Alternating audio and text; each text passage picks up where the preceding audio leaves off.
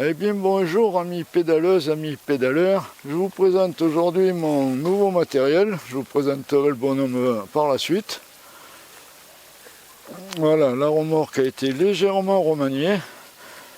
Le timon a été un peu raccourci. Voilà, et puis bon, j'ai aussi changé pas mal de matériel.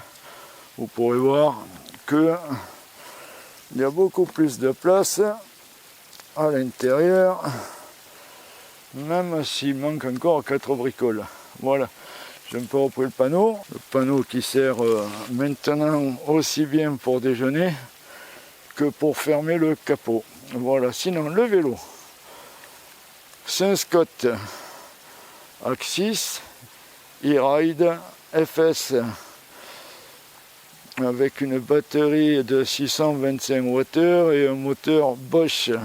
Là j'ai fait un gros effort pour passer à ce truc là parce que il fait exactement 2 fois le poids de mon autre VTT. Voilà, bon, il est tout seul. Je pense que le fait qu'il y a de l'électricité, il est beaucoup plus statique et la moindre poussière s'accroche dessus. Théoriquement, il est de couleur verte, là on le voit noir. C'est un VTT tout suspendu avec un bon amortisseur arrière et un bon amortisseur avant. Des freins à disque hydrauliques de 200 mm avec 4 pistons qui poussent les plaquettes. Ce que j'aime pas du tout, c'est la béquille. Alors vraiment mal placée, mais c'est normal parce que comme c'est un électrique, il est très lourd au milieu, donc ils l'ont mise au milieu et du coup ça bloque la pédale quand on fait une marche arrière. Vraiment pas pratique. Donc au niveau des modifications, j'ai amené évidemment toutes mes petites sacoches et mon panier à l'avant, ce qui m'a obligé à déplacer l'éclairage qui était ici, le mettre là sur le, sur le garde-boue. C'est du M99 de chez Supernova, ça éclaire vraiment super bien.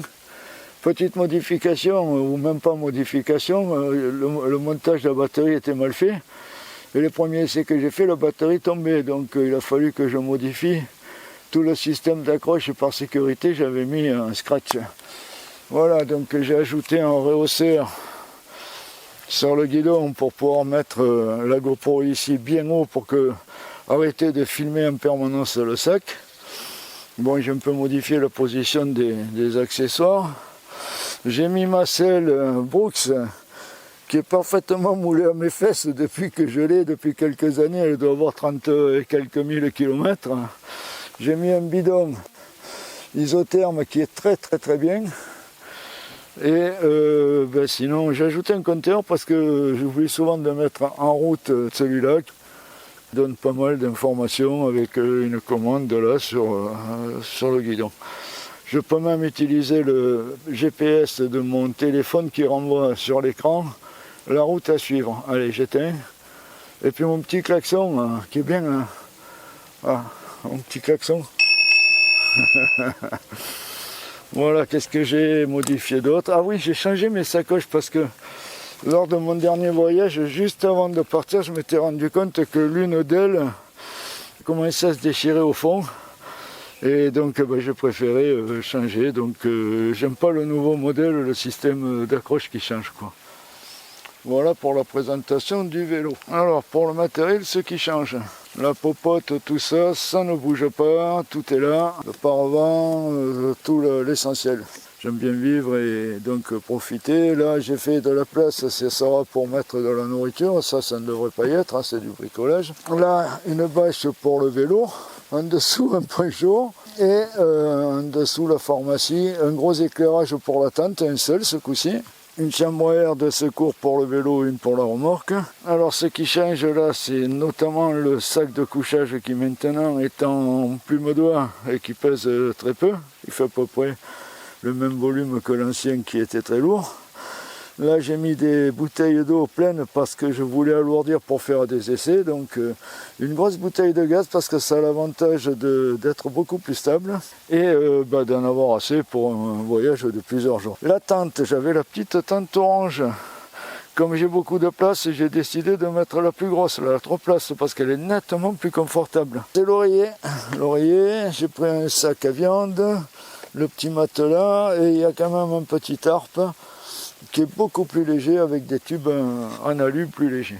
Voilà, ça c'est pour l'intérieur de la remorque. L'arrière ça change pas, hein. Il y a toujours un éclairage ici, un éclairage réfléchissant un peu partout. J'ai refait un drapeau, voilà, l'autre était parti dans le Rhône et évidemment avec son éclairage aussi là en LED. Voilà, donc il n'y aura plus de batterie. Par contre, maintenant je vais vous présenter le nouveau panneau solaire. Que voici le petit panneau solaire, 30 watts. Il est fixé. Il y a des vis qui viennent donc sur la remorque et dans les œillets avec un petit tender pour le sécuriser. Pareil devant. Donc là il suffit de faire sortir le ou les câbles qui passeront par là et qui auront alimenté une banque ou deux en 5 volts bien entendu. Donc je le prends parce que normalement, ça va être camping pour pouvoir avoir de l'électricité et recharger le vélo. Mais bon, là pour l'instant, au cours de mes recherches, je trouve pas trop de camping où c'est libre, donc je suis même un peu embêté avec ça, quoi. Donc je l'amène et ça fera toujours l'affaire. Voilà, une bâche, la rouge pour la remorque elle-même et une bâche de sol pour la tente. Ici avec sa bâche pour la pluie, hein, plus ou moins étanche, c'est la première bâche qu'il y avait lorsque j'ai fait cette remorque il y a quelques années. Et après j'ai fermé avec le panneau en je sais pas quoi, là, ce qui est très très léger d'ailleurs. Certains trouvent que la remorque est très grosse, en fait elle n'est pas plus grosse qu'une autre, c'est une remorque pour enfants au départ. Que j'ai acheté 20 € d'occasion, elle est extrêmement légère. En fait, elle pèse 11,5 kg. Tout ce que j'ai regardé sur internet, c'est en acier, tout ce qu'on voudra. Et je crois que ça descend pas en dessous de 13,5 kg. Donc la remorque en elle-même est légère.